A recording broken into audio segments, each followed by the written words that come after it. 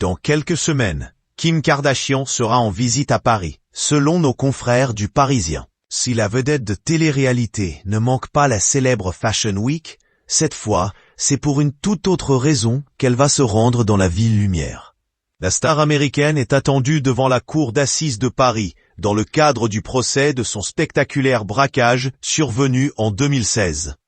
Les audiences débuteront le 28 avril pour se terminer le 23 mai. Et l'audition de l'ex-femme de Kanye West est prévue le 13 mai. Nous pouvons confirmer que Madame Kardashian témoignera en personne au prochain procès pénal français sur l'incident de 2016, au cours duquel elle a été ligotée et dévalisée sous la menace d'une arme par des agresseurs masqués, a annoncé son avocat, Michael Rhodes, dans un communiqué. Si elle n'a pas pour habitude de se cacher des médias, Kim Kardashian entend rester discrète dès son arrivée à Paris. Pour l'instant, Madame Kardashian réserve son témoignage pour la cour et les jurés, et ne souhaite pas s'expliquer davantage à ce stade, a ajouté l'avocat dans le communiqué.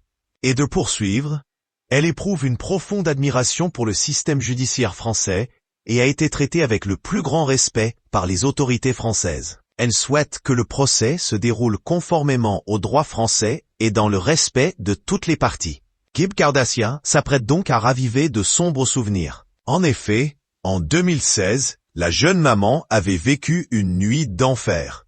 Dans la nuit du 2 au 3 octobre 2016, Kim Kardashian, alors âgée de 36 ans, s'était fait braquer par plusieurs hommes dans une résidence de luxe à Paris, où elle était venue assister à la Fashion Week.